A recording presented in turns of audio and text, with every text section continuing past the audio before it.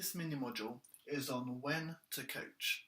So throughout all of these different videos, I've been explaining different tools of how to become a better coach, had an introduction video that explained the whole coaching process and how to use this, etc. But there is this big question of when should you coach? Is it the right thing to coach all the time? Should I coach everyone? Should I coach my family? Should I coach everyone with an EYP at every moment? Or let's say I'm a vice president or a president working with a chairperson.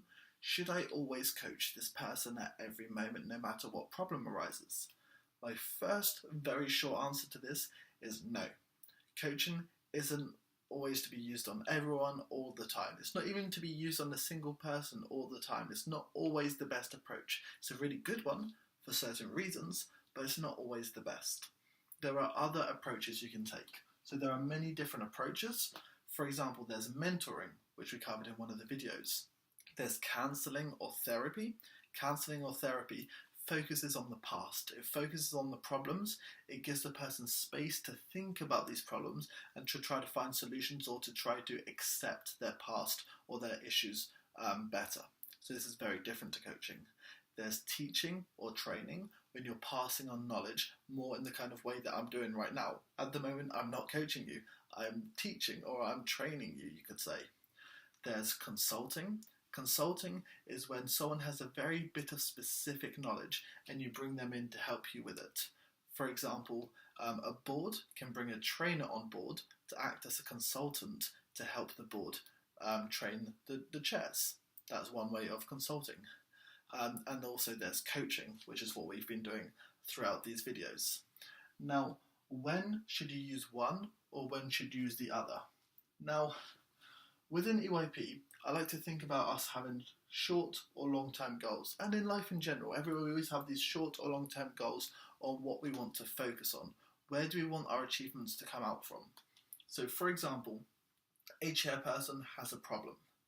Do we want our short-term goal could be to get the problem resolved in order for the current committee to be successful, shall we say. Now, if we wanted to focus on this, we could bring in a mentor who would share advice, suggestions, experience. We could bring in a consultant to try to share all of this as well and to kind of point them in the right direction and tell them what to do. This would achieve a very good short-term goal. But the question we need to ask ourselves is, within EYP itself, do we focus on the short term or maybe a long term? A long-term goal would be, let's say, the development of the chairperson who is helping the delegates. So if we can increase their chairing capacity, then in the long term, we can have a much better effect. Short term, potentially not. Maybe things will go wrong. Maybe by coaching them, it won't lead to the best answers, not the best solutions. Maybe the kind of ideas that the chairperson comes out with when you give them space, maybe they're really bad ones and maybe they're going to fail. But at least if you let them fail, that chairperson will learn from it and you will achieve a long-term goal. So coaching and counselling really focuses on this more long-term side of someone's personal development. And this is where I personally see a huge benefit in EYP with coaching. As chairpersons, we know with our delegates that it's not about them succeeding every time. We want them to fail during problem solvers. We want them to. And you can kind of see a chairperson chairing a committee kind of like a problem solver. It's actually quite nice to see them fail, because when they fail and we have a discussion with them, a more, let's say, coaching discussion, kind of like we have a debrief with delegates, but we don't tell them what went wrong.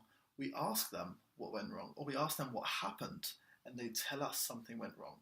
We ask them open questions each time, and they start to understand more and more what happened, and they learn from it. And this is why I see coaching to be so beneficial as an approach to take within EYP, because it really focuses on this long-term goal of developing chairpersons or developing whoever you're using this approach with.